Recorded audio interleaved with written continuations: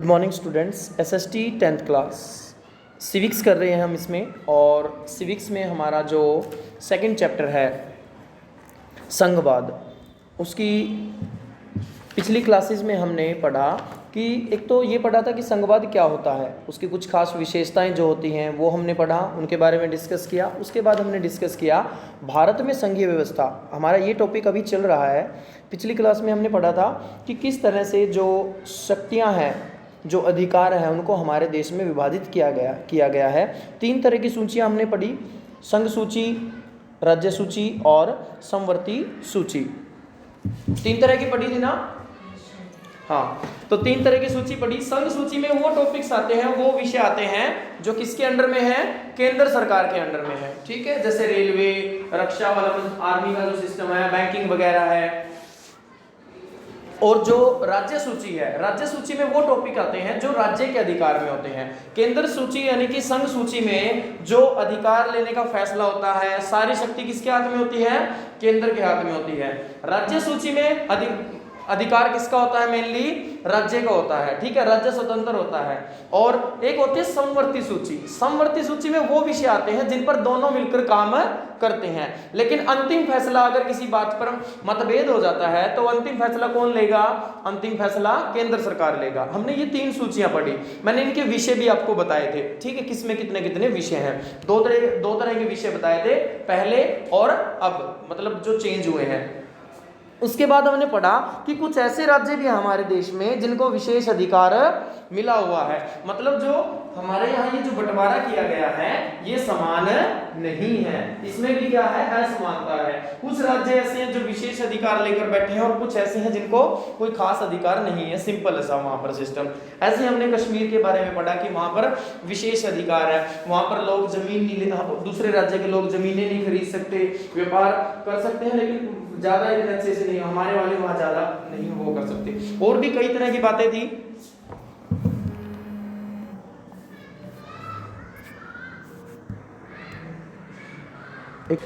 आगे देखिए, आज हम शुरू करेंगे कश्मीर का जो टॉपिक है हमारा, उसके नीचे जो सेंटेंस है वहां से मैं आज रीडिंग शुरू करनी है। और उसके सेंटेंस जो रहेगा वो ये है, भारत संघ की कई इकाइयों को बहुत ही कम अधिकार है। मिल गया सभी को ये टॉपिक?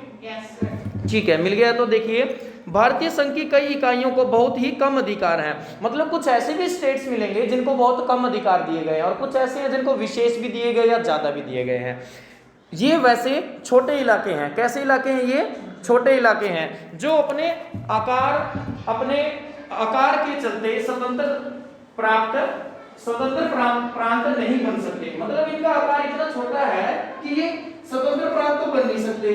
ठीक है, इसलिए इनको थोड़े से विशेष, मतलब कुछ अधिकार ज्यादा दिए गए हैं। आगे, इन्हें किसी मौजूदा प्रांत में विलीन करना भी संभव नहीं है। मान लो कोई दूसरी स्टेट है, ये सोचे कि इनको दूसरी स्टेट में ऐड कर दे, तो ऐसा भी पॉसिबल नहीं है। चंडीगढ़ तथा लक्षद्वीप अथवा देश की राजधानी दिल्ली जैसे इलाके इसी कोटि में आते हैं और इन्हें केंद्र शासित प्रदेश कहा जाता है। अंडरलाइन करें, केंद्र शासित प्रदेश।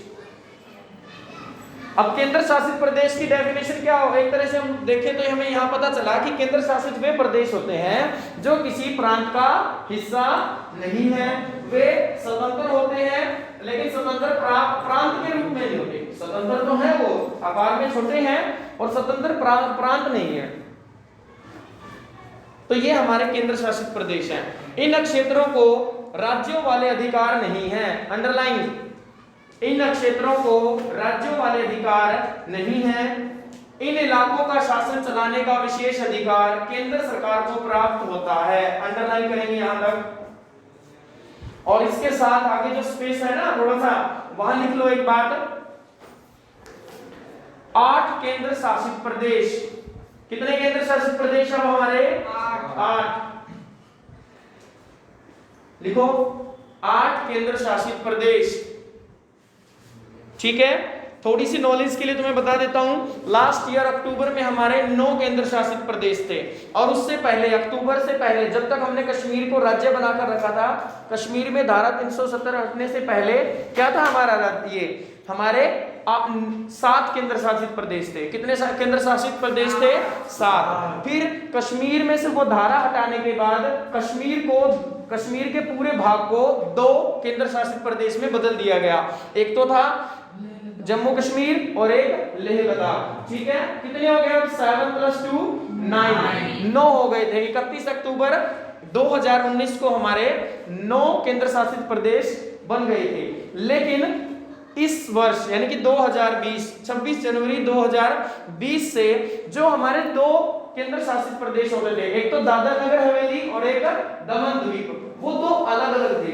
अब उनके बीच में थोड़ा सा स्पेस था, उनके बीच में जब कोई ज्यादा डिस्टेंस नहीं थी। जैसे कई बार गांव में होता है, अपने यहाँ है सरसोद बिचपड़ी, सिर्फ एक रोड निकलता ना, लेकिन उस रोड होने के बावजूद भी है तो आमने सामने ही 2 गांव आमने सामने, कोई ज्यादा डिस्टेंस नहीं है। ऐसे ही वहां पर दमन द्वीप और दादर नगर हवेली में था। तो उस गैप को क्या कर दिया गया? नेग्लेक्ट करके दोनों को एक बना दिया गया। तो 26 जनवरी 2020 के बाद कितने हो गए हमारे? 8। कितने हो गए? 8, क्योंकि 9 थे, 9 में से 2 को 1 बना दिया गया, तो 8 है। अब हमारे वर्तमान समय में 28 राज्य हैं और 8 केंद्र शासित प्रदेश है। ठीक है, ये ध्यान रखना। अब कभी भी लेटेस्ट में आएगा तो आपको ये करना है। अगर आप 9 कर देते हो तो रॉन्ग माना जाएगा, आप 7 कर देते हो तो भी क्या माना जाएगा? रॉन्ग आंसर माना जाएगा। ओके, बाय चांस ऑप्शन में क्या है? ऑप्शन में 8 नहीं है, ऑप्शन में 7 है। ऑप्शन में 7, 8, 9, इन तीनों में से एक चीज है, लेकिन बाकी 2 नहीं है। ठीक है, तो आप उसको चूज कर सकते हो, फिर कोई दिक्कत नहीं होती। लेकिन जब ऑप्शन में 7, 8, 9 और कोई एक और दे रखा हो, तीनों चीजें दे रखी हो, तो आपको 8 चुनना है। क्या चुनना है? 8, क्योंकि वर्तमान में 8 है। आगे देखिए, केंद्र और राज्य सरकारों के बीच सत्ता का यह बंटवारा हमारे संविधान की बुनियादी बात है। अंडरलाइन करो, केंद्र और राज्य सरकार के बीच सत्ता का बंटवारा हमारे संविधान की बुनियादी बात है, मतलब बेसिक चीज है ये। ठीक है, कि किस तरह से देश को चलाना है। नेक्स्ट, अधिकारों के इस बंटवारे में बदलाव करना आसान नहीं है। अब ये तो है नहीं कि हर रोज कोई भी बदलाव किया जा सके, उसके आसान काम नहीं है ये। अब उसके लिए क्या करना होगा? देखो, ऐसे किसी भी बदलाव को पहले संसद के दोनों सदनों में 2/3 बहुमत से मंजूर किया जाना है। अंडरलाइन करेंगे, किसी भी बदलाव को पहले संसद के दोनों सदनों में 2/3 बहुमत से मंजूर किया जाना है। फिर कम से कम, जारी रखना है, फिर कम से कम आधे राज्यों की विधान सभाओं से उसे मंजूर करवाना होता है। मतलब अगर आप संघीय व्यवस्था में कोई बदलाव चाहते हो, सत्ता में जो बंटवारा किया गया है उसमें कोई बदलाव चाहते हो, तो आपको संसद से कितने मत लेने होंगे? 2/3। कितने मत? 2/3। अब जैसे इस 370 वाला मामला था, इसको यूं ही नहीं हटाया गया, इसके लिए भी मत डाले गए थे, इलेक्शन वोटिंग हुई थी एमएलए और एमपीज के बीच में। तो संसद में कितने? 2/3। ठीक है, और जो विधानसभाएं थी वहां पर आधे से ज्यादा, कितना? कम से कम आधे वोट इनको वहां पे मिलने चाहिए, तब जाकर कोई बदलाव किया जाता है। ठीक है, आगे, संवैधानिक प्रावधानों और कानूनों के क्रियान्वयन की देखरेख में न्यायपालिका महत्वपूर्ण भूमिका निभाती है। अंडरलाइन करो, संवैधानिक प्रावधानों और कानूनों के क्रियान्वयन की देखरेख में न्यायपालिका मुख्य भूमिका निभाती है। आगे सिर्फ एक बार पढ़ना है, बता दूं हमें कहां अंडरलाइन करना होगा। शक्तियों के बंटवारे के संबंध में कोई विवाद होने की हालत में फैसला उच्च न्यायालय और सर्वोच्च न्यायालय में ही होता है। अंडरलाइन करो, उच्च न्यायालय फैसला उच्च न्यायालय और सर्वोच्च न्यायालय में होता है। आगे, सरकार चलाने और अपनी जिम्मेवारियों का निर्वाह करने के लिए जरूरी राजस्व की उगाही के संबंध में केंद्र और राज्य सरकार को कर लगाने और संसाधन जमा करने के अधिकार हैं। अंडरलाइन करेंगे, सरकार चलाने और अपनी जिम्मेवारियों का निर्वाह करने के लिए जरूरी राजस्व की उगाही के संबंध में केंद्र और राज्य सरकारों को कर लगाने और संसाधन जमा करने का अधिकार है। इतना पढ़ लिया। अभी पेज टर्न मत करना, यहीं रुको, अब इसको समझो क्या कहता है। यहाँ इस पैराग्राफ में इसने कहा है कि जो संवैधानिक प्रावधान है और कानून है, जो भी हमारे संविधान में कानून लिखे हुए हैं, जो भी बातें हैं और जो हमारे देश में कानून लागू हो चुके हैं, वो सही ढंग से चल रहे हैं या नहीं चल रहे, इनकी देख रेख कौन करेगा? इनकी देख रेख न्यायपालिका करेगी। कौन करेगी? न्यायपालिका मींस कोर्ट करेगी। कौन करेगी? कोर्ट, अदालत। वो देखेगी कि क्या देश में सारे सिस्टम अच्छे से चल रहा है। और जब भी किसी तरह का कोई विवाद होता है सत्ता के बंटवारे में, मान लो राज्य और राज्य के बीच टकराव हो रहा है, राज्य और केंद्र सरकार के बीच में कोई टकराव हो जाता है, तो उसके लिए फैसला कौन सुनाएगा? उच्च न्यायालय या कौन? बोलो, सर्वोच्च न्यायालय। कौन? सर्वोच्च न्यायालय। आगे ना समझ, ठीक है। आगे फिर एक और बात कहता है, अब सरकार चलानी है, जैसे राज्य सरकार है और केंद्र सरकार है, दोनों को अपने अपने तरीके से सरकार चलानी है। सरकार चलाना कोई आसान काम तो नहीं है, पैसा चाहिए। अब पैसा कहां से आएगा? कौन कौन से अधिकार मिले हुए हैं? वो सारे अधिकार संवैधानिक रूप से बताए गए हैं, ठीक है। दोनों, चाहे वो राज्य सरकार हो चाहे केंद्र सरकार, दोनों का ये अधिकार है कि वो टैक्स इकट्ठा करके अपना किस तरह से टैक्स इकट्ठा करना है और उसको कहां कहां यूज करना है, ठीक है। अब इतने बड़ी बड़ी मतलब सरकार के अंदर इतनी चीजें चलने लग रही हैं, बहुत सारे इतने गवर्नमेंट ऑफिस चलने लग रहे हैं, ट्रांसपोर्ट चलने लग रही है, ट्रेन वगैरह है, इतना सारा सरकारी सिस्टम है और भी बहुत सारी चीजें हैं हमारे देश के अंदर। तो इनको फ्री में तो नहीं चलाया जा सकता, पैसा चाहिए। तो वो पैसा कहां से आता है? राजस्व से या कुछ और तरीकों से, ठीक है। तो उसका भी क्या है, हमारे पास, हमारी सरकार को अधिकार दिया गया और ये अधिकार कहां लिखित है? संविधान के अंदर, ठीक है। आगे देखिए नेक्स्ट पेज पर, संघीय व्यवस्था कैसे चलती है। नेक्स्ट टॉपिक रहेगा हमारा संघीय व्यवस्था कैसे चलती है। उससे पहले हम पढ़ेंगे कुछ टॉपिक्स नीचे दिए हुए हैं। एक हमारे पास इसी पेज पे था जो हम पीछे रीड करके आए हैं।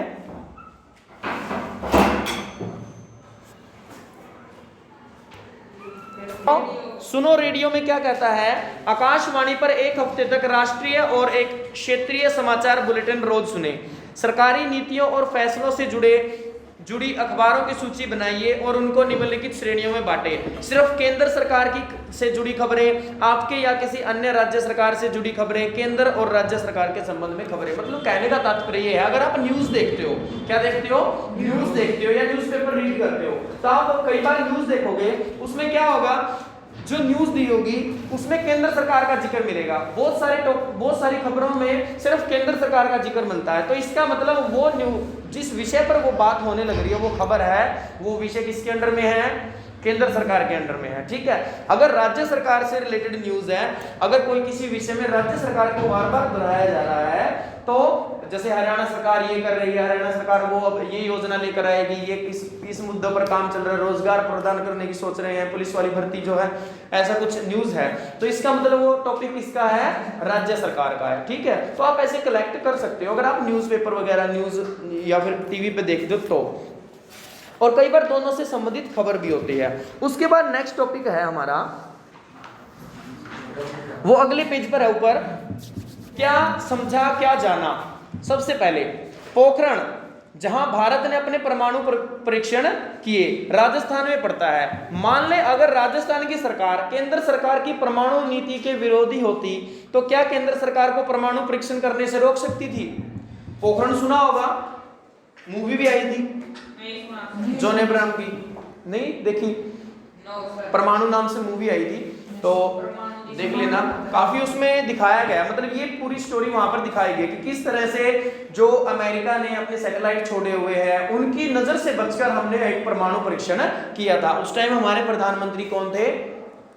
सोचो, अगर ध्यान हो तो, नहीं ध्यान कोई बात नहीं, अटल बिहारी वाजपेयी जी, ठीक है, अटल बिहारी वाजपेयी जी थे। और उसके समय में ये हुआ था। अब ये परीक्षण कहां हुआ? राजस्थान में। परीक्षण करवाने कौन लग रहा है? केंद्र सरकार या राज्य सरकार? केंद्र सरकार करने लग रही है। क्या राजस्थान की सरकार उनको मनाही कर सकती थी? बस सोच के देखो, इतना पीछे पढ़ के आए हैं, कर सकती थी। ओके, कौन कहता है नहीं कर सकती? अब ये काम किसके किसके अंडर में होने लग रहा है? केंद्र में। हमारे यहाँ भले ही सत्ता में बंटवारा किया गया हो, लेकिन अंतिम निर्णय किसके हाथ में है? केंद्र के हाथ में है। सबसे ज्यादा पावर फिर भी किसके हाथ में है? केंद्र के हाथ में है। आगे समझ में, अगर आज बरवाला के अंदर प्रोजेक्ट आ जाए रेलवे का, तो हरियाणा सरकार मतलब हरियाणा के मुख्यमंत्री उसके लिए मनाही नहीं कर सकते। अगर प्रधानमंत्री मोदी जी ने कोई टेंडर निकाल दे कि बरवाला के इस एरिया में डबल लाइन जो है वो ऐसे मतलब रेलवे ट्रैकिंग का कोई सिस्टम आने वाला है, तो उसके लिए मना नहीं किया जा सकता। ओके, तो केंद्र सरकार प्रमुख है। आगे समझ। हाँ, अगर हरियाणा सरकार कुछ ऐसा काम कर रही है जो केंद्र के लिए क्या हो सकता है? गलत हो सकता है, तो केंद्र उस पर क्या कर सकता है? रोक लगा सकता है। आगे देखिए, मान लें कि सिक्किम की सरकार अपने स्कूलों में नई पाठ्य पुस्तकें लागू करना चाहती है। अब ऊपर वाला विषय किसमें आया? केंद्र सूची में। किसमें आया? केंद्र सूची का विषय है, मतलब जो परीक्षण वगैरह किए जाते हैं। ओके, नेक्स्ट, मान लें सिक्किम की सरकार अपने स्कूलों में नई पाठ्य पुस्तक लागू करना चाहती है। मान लें कि केंद्र सरकार को पाठ्य पुस्तकों की विषय वस्तु और शैली पसंद नहीं है। ऐसी स्थिति में क्या राज्य सरकार को नई पाठ्य पुस्तक लागू करने के लिए केंद्र सरकार से अनुमति लेना जरूरी है? नहीं ऐसा। क्यों? बोलो। राज्य, हमने अभी पढ़ा है शिक्षा किसमें है? समवर्ती सूची में है। तुमने पढ़ा नहीं अच्छे से, इसका मतलब शिक्षा जो है समवर्ती सूची में आती है, और समवर्ती सूची में पावर किसके पास है? सारी केंद्र सरकार के पास। अगर केंद्र सरकार, वैसे तो देखो अब आप देखोगे पंजाब में 8th अभी भी बोर्ड की है, हरियाणा में 8th बोर्ड की नहीं है। ठीक है, सभी जगह थोड़ी सी अलग अलग किताबें लगती है ना चेंज। आप पंजाब में चले जाओ, राजस्थान में चले जाओ, साउथ इंडिया में चले जाओ, बुक्स के अंदर चेंज मिलेगा, क्योंकि ये राज्य की मर्जी है। वो किसी तरह की भी किताबें लगवा सकते हैं, सिलेबस अपने अकॉर्डिंग सेट करवा सकते हैं। दूसरा, कौन सी क्लास बोर्ड की रखनी है, कौन सी नहीं, सेमेस्टर सिस्टम करना है या सेमेस्टर सिस्टम नहीं करना है, ये सारे काम केंद्र राज्य सरकार कर सकती है, क्योंकि शिक्षा किसमें है? समवर्ती सूची में। लेकिन अगर केंद्र सरकार क्या करती है? इसको फोर्सली मतलब उनके ऊपर फोर्स अप्लाई करती है कि भाई ये तो तुम्हें करना पड़ेगा हमारे हिसाब से, तो करना ही पड़ेगा। आगे समझ? ठीक है, तो यहाँ पर क्या आएगा? कर सकती है, केंद्र सरकार क्या कर सकती है? उसके ऊपर रोक लगा सकती है, उसे अनुमति लेनी पड़ेगी। नेक्स्ट, मान लें कि नक्सलियों से निपटने की नीतियों के बारे में आंध्र प्रदेश, छत्तीसगढ़ और ओडिशा के मुख्यमंत्रियों की राय अलग अलग है। क्या ऐसे मामले में भारत के प्रधानमंत्री दखल दे सकते हैं? हाँ, क्योंकि सुरक्षा का मामला है। जब देश की सुरक्षा आती है तो केंद्र सरकार को ही फैसला लेना होता है। आगे समझ में? वैसे तो देखो इनकी सरकारें भी लगी हुई है, ये सभी मिलकर काम करते हैं वहां पर। नेक्स्ट जो टॉपिक रहेगा वो रहेगा संघीय व्यवस्था कैसे चलती है, कि जो संघीय व्यवस्था है वो कैसे काम करती है। संघीय व्यवस्था के कारगर के लिए संवैधानिक प्रावधान जरूरी है। मतलब अगर आपको संघीय व्यवस्था बनानी है किसी देश में, तो वहां पर संवैधानिक कानून होने चाहिए। ये नहीं कि बस वैसे ही अपने मनमर्जी के कानून हो, नहीं, संवैधानिक रूप से कानून होने चाहिए। पर इतना ही पर्याप्त नहीं। अगर भारत में संघीय शासन व्यवस्था कारगर हुई है, तो इसका कारण सिर्फ संवैधानिक प्रावधानों भर का होना नहीं है। भारत में संघीय व्यवस्था की सफलता का मुख्य श्रेय यहाँ की तत्कालिक लोकतांत्रिक राजनीति के चरित्र को देना ही होगा। मतलब अकेला संवैधानिक कानून भी नहीं, लोकतांत्रिक व्यवस्था भी क्या करती है? उसमें काम करती है। मतलब दोनों का होना बहुत जरूरी है। अब मान लो संवैधानिक कानून तो बना दिए, लेकिन लोकतांत्रिक सिस्टम नहीं है, तानाशाही सिस्टम है, तो काम नहीं चलने वाला। ठीक है, तो लोकतांत्रिक व्यवस्था और संवैधानिक कानून प्रावधान, इन दोनों के साथ ही संघीय व्यवस्था काम करती है। अब इसमें एक बार आप इंडिया का मैप देखिए। ये जो मैप है ये सन 1947 का है। कब का है? सन 1947 का। ठीक है, इसमें आपको ऐसे हो सकता है कई राज्य देखने को ना मिले, कई ऐसे राज्य देखने को ना मिले जो आज वाले मैप में है। साथ में दूसरा मैप दिया हुआ, देखो अगले पेज पर दिया हुआ ना। अब इन दोनों मैप में आप परिवर्तन देख सकते हो। इन दोनों मैप में क्या देख सकते हो? परिवर्तन कर सकते हो, कोई बात नहीं। हाँ, इसमें काफी सारे क्या मिलेंगे? राज्य मिलेंगे, और ऊपर वाले में नहीं मिलेंगे। अब आगे रीड कीजिए। संघवाद की भावना, विविधता का आदर और संग रहने की इच्छा का हमारे देश के साझा आदर्श के रूप में स्थापित होना सुनिश्चित हुआ है। कहते हैं कि जो राजनीतिक लोकतंत्र है ना, उसकी वजह से हमारे देश में संघवाद की भावना, विविधता का आदर मतलब देखो हमारे देश में विविधता पाई जाती है, बहुत सारी संस्कृति, बहुत सारी भाषाएं हैं, अलग अलग राज्यों में अलग अलग पहनावा है, ठीक है, बोलियां हैं काफी सारी, और संघ साथ रहने की इच्छा का हमारे देश को साझा आदर्श के रूप में स्थापित होना सुनिश्चित है। लोकतंत्र की वजह से हम एकजुट हो पाएंगे, ठीक है। नेक्स्ट, आइए कुछ प्रमुख बातों पर गौर करें कि जिनसे पता चलता है कि यह काम किस तरह हो पाया है। इसमें हमारा जो टॉपिक रहेगा वो रहेगा भाषाई राज्य। क्या रहेंगे? भाषाई राज्य। देखिए भाषाई राज्य, भाषाई का मतलब क्या है? भाषा, और राज्य मतलब कुछ राज्यों का गठन भाषा के आधार पर हुआ है। कुछ राज्यों का गठन मतलब भाषा के आधार पर। भाषा के आधार पर प्रांतों का गठन हमारे देश की लोकतांत्रिक राजनीति के लिए पहली और एक कठिन परीक्षा थी। मतलब जब भारत आजाद हुआ तो उस भारत के अंदर लोकतांत्रिक राजनीति स्थापित कर दी, लेकिन उस राजनीति के अंदर पहला और कठिन काम क्या था? सभी राज्यों का गठन करना, सभी राज्यों का गठन करना, और भाषा के आधार पर। आगे भारत ने सन 1947 में लोकतंत्र की राह पर अपनी जीवन यात्रा शुरू की। उस वक्त से लेकर सन 2013, किसी की बुक में हो सकता है 1900, किसी की बुक में 17 भी हो सकता है, अलग अलग मिलेगा, क्योंकि जिसकी बुक का जितना लेटेस्ट प्रिंट होगा उतना ही उससे एक साल भी उसमें मतलब ईयर देखने को मिलेगा। अगर आपकी बुक का प्रिंट 2020 है तो आपकी बुक में 2019 दिया मिलेगा, ठीक है। आगे तक का अगर आप राजनीतिक मानचित्र देखें तो इस अवधि में आए बदलावों को देखकर एक बारगी आप आश्चर्यचकित रह जाएंगे। मतलब दोनों मैप का कंपैरिजन करके देखो, जब भारत आजाद हुआ था तब का मैप और अब का मैप। पहले प्रांत बहुत बड़े बड़े दिखाई देंगे, अब आपको उन प्रांतों में काफी सारे मतलब उसमें जो उनका एरिया है वो छोटा हुआ दिखाई दिया है। बहुत सारे प्रांतों के नाम आज आपको 2020 में 19 में दिखाई दे रहे हैं, लेकिन 1947 वाले मैप में वो नाम कहीं भी देखने को नहीं मिलते। नेक्स्ट, राजनीतिक अनेक पुराने प्रांत गायब हो गए और कई नए प्रांत बनाए गए हैं। कई प्रांतों की सीमाएं, अक्षेत्र और नाम बदल गए हैं। मतलब बहुत सारे बदलाव आए हैं, कई प्रांतों का नेम बदला है, कई नए प्रांत बने हैं, कईयों की सीमाएं बदल गई, मतलब जो बाउंड्री है, बॉर्डर है, वो चेंज हो गया है। तो आज आपको यहीं तक रीड करना है, ओके।